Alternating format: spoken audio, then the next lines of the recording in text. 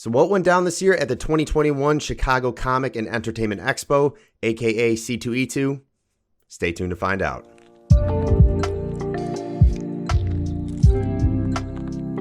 What is up, you guys? This is Mark with the Chumpcast. First and foremost, thank you for hanging out with me for this video. To fill you in, yes, I did attend C2E2 2021 this past week, but no, I didn't really take any footage. There will be no footage from the show floor or anything of that nature in this video. This is pretty much just a vlog and to highlight some of the things that I experienced this year at the con. And if you haven't done so already, and sorry for my raspy voice, I'm getting over this cold, but please go ahead, click that subscribe button down below. We are the Chumpcast. We're a podcast. We post episodes weekly, including live episodes on the weekends on YouTube and Twitch, and then we post that audio to every platform that hosts a podcast, whether it be Spotify, Apple Podcast, Stitcher, Google Play, you name it, we're there. We talk everything and anything pop culture, from comic books, movies, TV, whatever is happening in nerd fandom, we touch on it. So go check it out. Again, the Chumpcast. If you want one of these shirts, we're on TeePublic. You can get one of these cool designs. There's a bunch of other designs to our merch. Go check that out as well.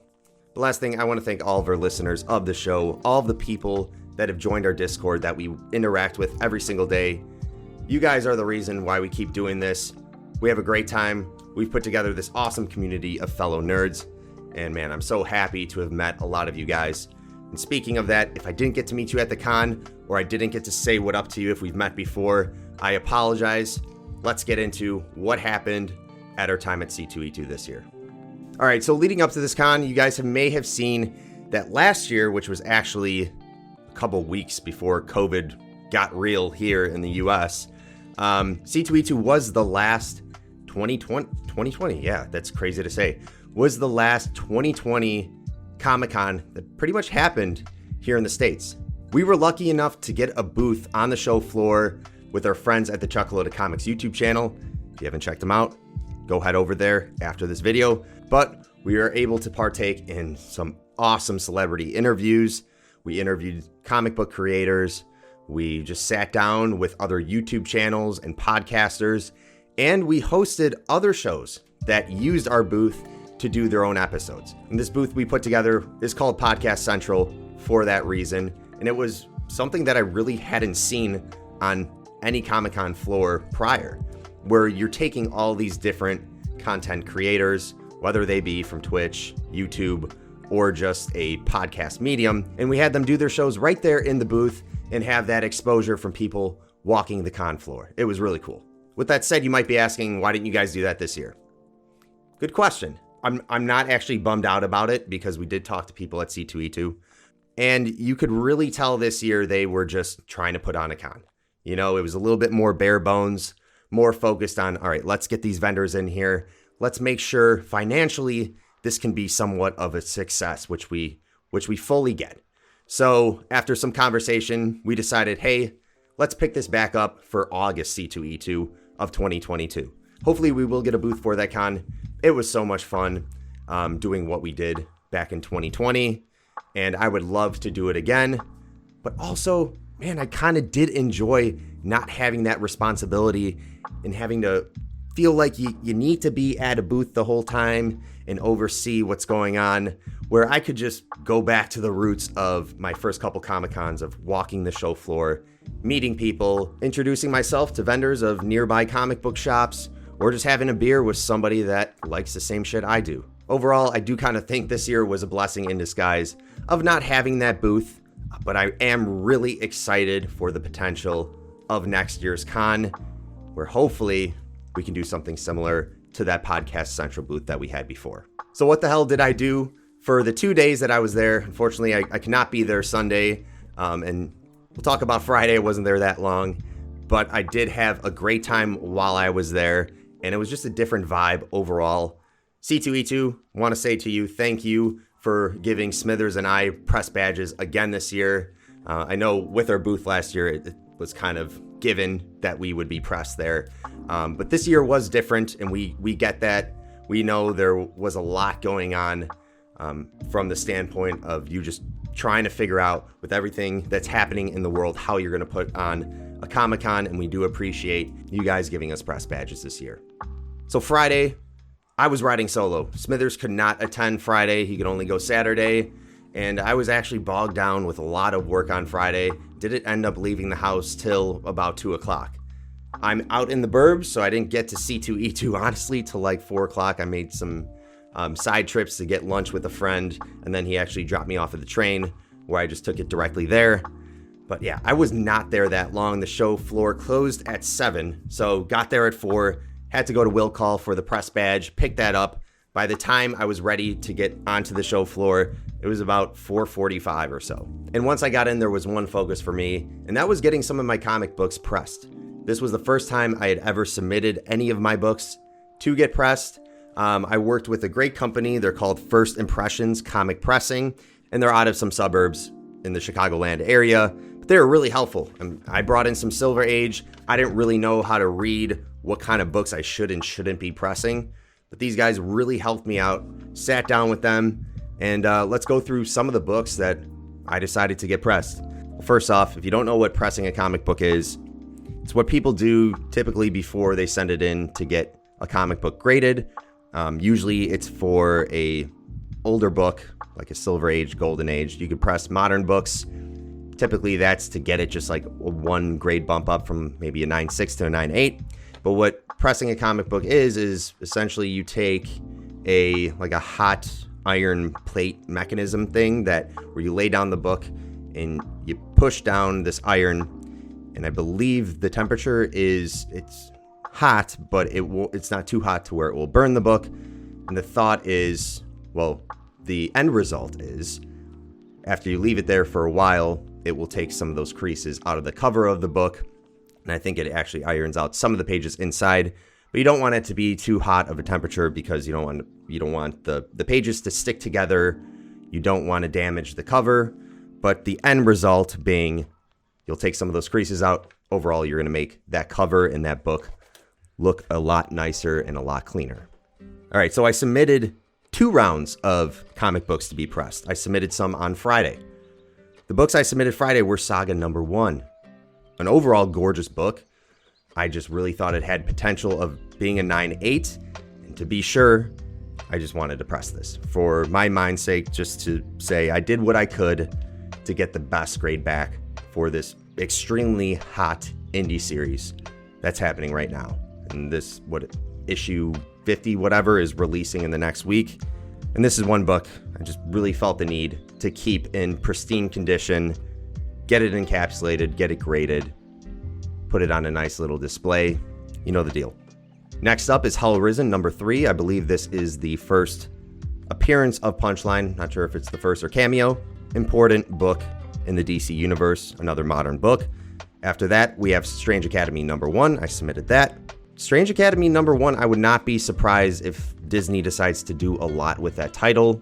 It's a great concept. It goes into the lives of the students that attend Doctor Strange's school for, mutants and other gifted superheroes. Next, we have Batman #1. No, it's not the Golden Age Batman. It is the Batman #1 from New 52. That was written by Scott Snyder and art by Greg Capullo. Great series. I also submitted Suicide Squad #1. I think that's a Silver Age or Bronze Age book. No, it's got to be Bronze. Teen Titans #44. Batman 386. That was the first appearance of Black Mask, the Batman villain. And Amazing Spider-Man 252. And that was the first appearance of the Black Suit Spider-Man. All right, so we're going to continue with the books I submitted on Saturday, just so we can keep this aligned. I also submitted Amazing Spider-Man 201. That is just an iconic cover, in my opinion. I don't know if it was like a second or third appearance, but it has the Punisher and Spider-Man. Really cool looking. Batman 427 and 428. And this was from the Death in the Family run where they killed off Jason Todd Robin, where the readers actually would call in on a hotline and cast their vote of whether they wanted Joker to kill the Robin or not. So 427, I think, which was the issue right before they decided, the readers decided if they were going to kill him off, and then 428 was the result, which was they killed Jason. They just murdered Jason Todd. Oh All right, I also have Batman 183, and I'm pretty certain that is the second appearance of Poison Ivy. One of my goals is to get that first appearance, and I also, in general, just love that cover from the first appearance Ivy. This one has a nice cover too, but more so was because of the importance of it being that second appearance of Poison Ivy, and it was an older book where I felt like having an older book in my collection, because I do have a lot of modern graded books, would be a nice thing to have. Then I had Batman Adventures #1. This was the comic book series that launched in the 90s right after Batman the Animated Series. I believe it came second. I don't know. If I'm wrong, I'm sorry, guys, but I'm assuming the show came first. That's all I cared about growing up, was that show. I didn't even know there was a comic book run based on the animated series, but there was, and this was that first issue, and it featured Penguin on the cover. No, it's not Batman The Adventures Continue, which is a recent run that they're doing centered around the animated series world. So you can go buy those right now at your comic book shop. But this was the OG comic book revolving around BTAS. So what else did I do at day one? And that was pretty much it. By the time I got done with submitting these books to get pressed, got up, walked around a little bit, met up with my friends at the Truckload of Comics YouTube channel. We walked the comic book area a little bit. It was weird though, because there was no rug this year. There was none of that red carpet that they laid out across the whole show floor from as far back as when I can remember them putting this con on. And yeah, I'm gonna nitpick a few things, and that was one of them. It threw off the vibe in general. I really hope C2E2 comes back in August with the carpet again. I'm assuming from a expense standpoint, it made sense not to pay for that. I get it, you know. You could tell there was less vendors. There was no DC or Marvel booths this year. They didn't do like the, well, I don't think they did any auctions of like some of the props used from the movies. And there was overall, in my opinion, just less vendors. And I hope that is not the case in August. We'll kind of see. They can't determine if that's going to really be the case. It's kind of what's happening globally right now.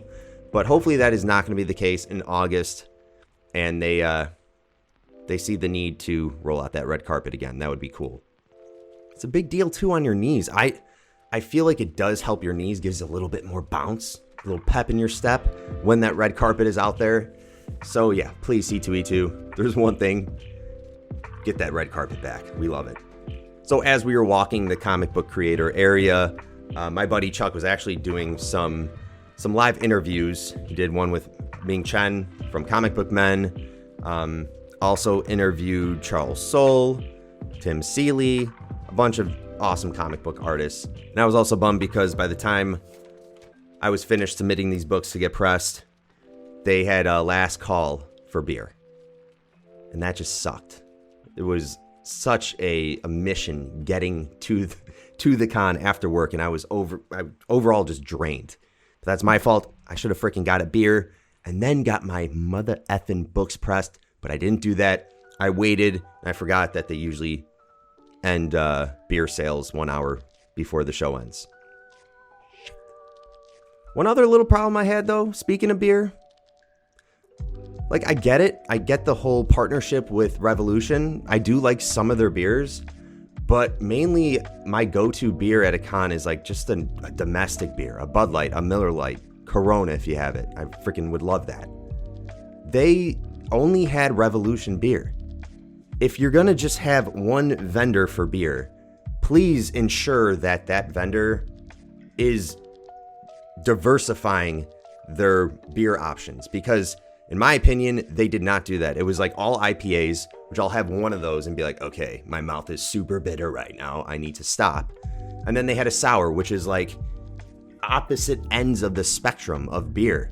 Like super bitter and then super sour. No, dude, it just doesn't work for me. I'm sorry. Give me a light beer where I can have a few of them and not feel like an absolute piece of shit, even though that's kind of inevitable. It would just be nice if, yeah, have the Revolution partnership, have them get their big area on the show floor, but on the side, maybe just have some Bud Light or Miller Lite or something like that. That would be nice. Apologies if you don't drink. I get it. we'll move on. I just like to have a few beers at the con. Day 2, our final day. So Smithers is now here with me. We get there semi-early, for us at least, like 11 o'clock. By the time he gets his badge from Will Call, we head into the show. We actually talk to a few people outside of the show floor for a little bit, but we head in and we're in there around noon, start walking around.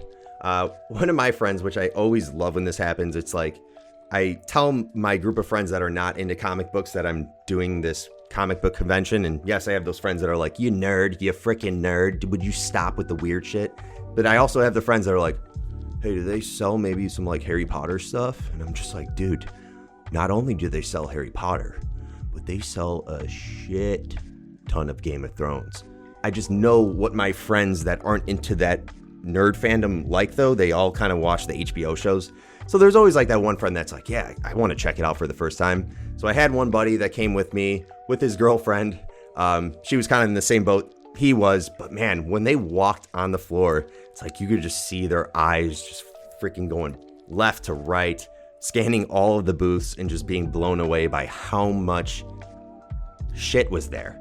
There's just so many things to look at, so many shirts, so many vendors doing crazy, weird, amazing things. There was one booth that had scented candles based on television or movies.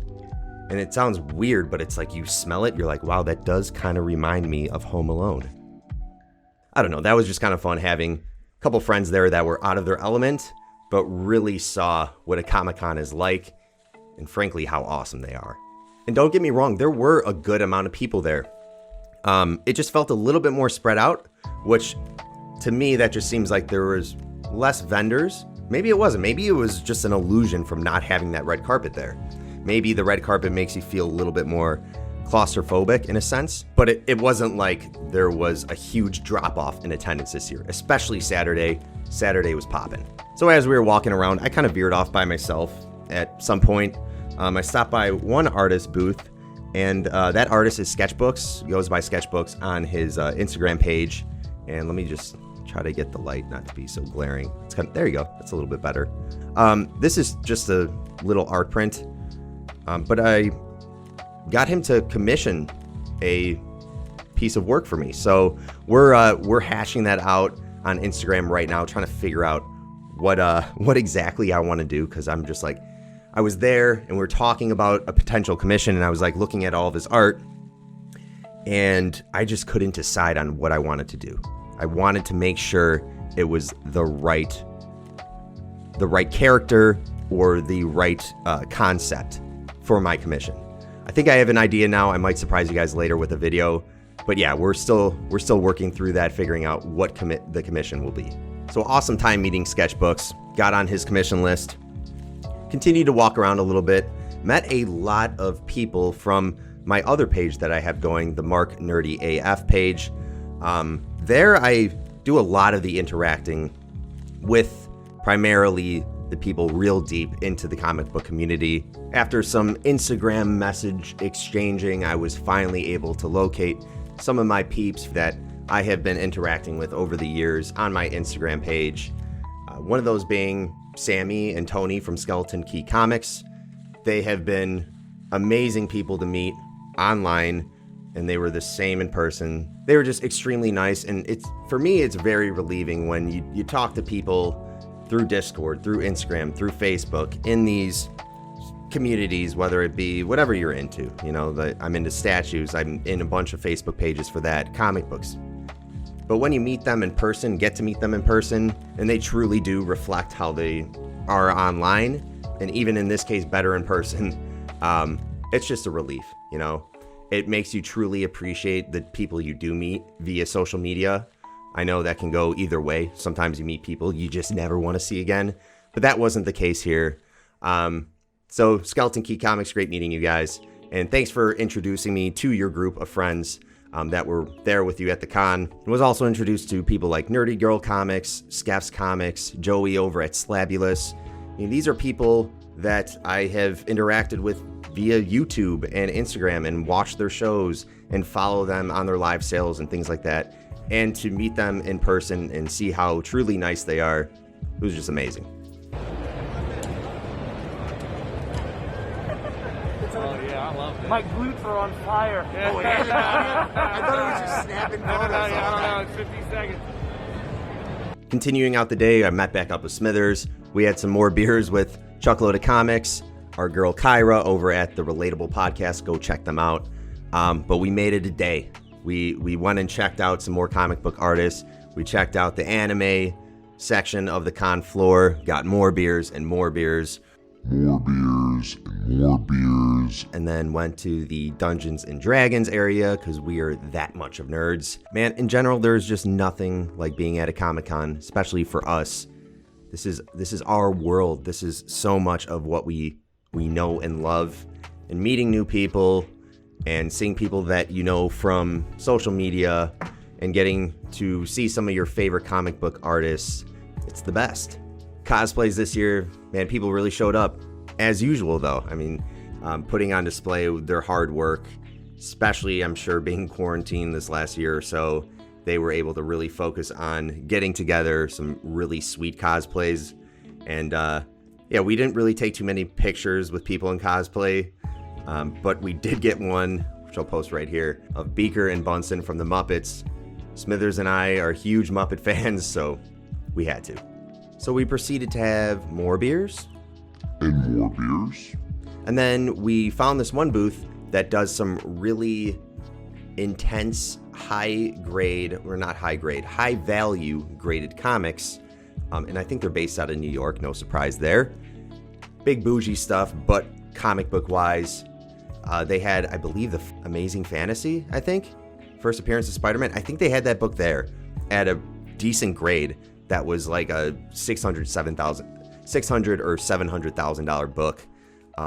First appearance of Thor was there too. They just had some really big spec books. A lot of people just gravitated to that booth to check out what comics they had. I was pretty close to buying the Batman Beyond #1 comic, the first appearance of Terry McGinnis in comic books, but that's my grail. I didn't though. I was really close. But I'm glad I didn't because I was also very inebriated. And that most likely I would have woke up the next day and been like, well, that's nice, but I'm probably going to regret it. So I didn't buy it. Not to say I won't buy it in the future, but you got to wait for that right moment when you get your Grail comic. And I just feel like that wasn't the moment. I may have thought that was the moment in that point in time because I was drinking. But that's the fun of it too. Having some beers. Being like, you know what? I'm just going to buy that book. I'm just going to buy it. You might have a little regret in the morning, but oh well. So that was pretty much the end of the day. We got off the floor. We headed down to the hotel bar where people normally gather right after the con and have a couple drinks and get to know each other.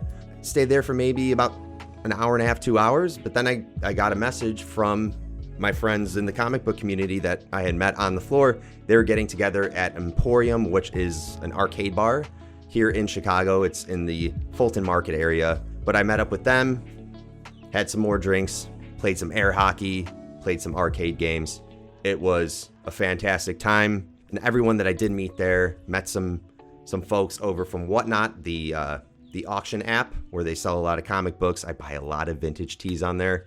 Check it out. Those guys were really down to earth, really cool. And anyone else that we had some conversation, if I didn't mention you, I'm sorry. It was great meeting you all, and I hope to do it again soon. Well, that's going to wrap it up for this video. If you're still here, I want to thank you for making it all the way through.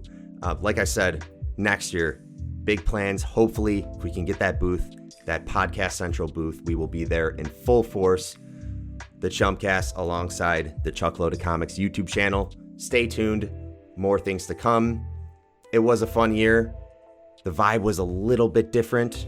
That's not always a bad thing, but C2E2, I'm always going to have faith. They're going to come back even stronger next year, and I cannot wait. Before I head out, click that subscribe, smash that like, hit that notification bell. I'll see you guys back here soon on our channel, but until next time, Jumps out.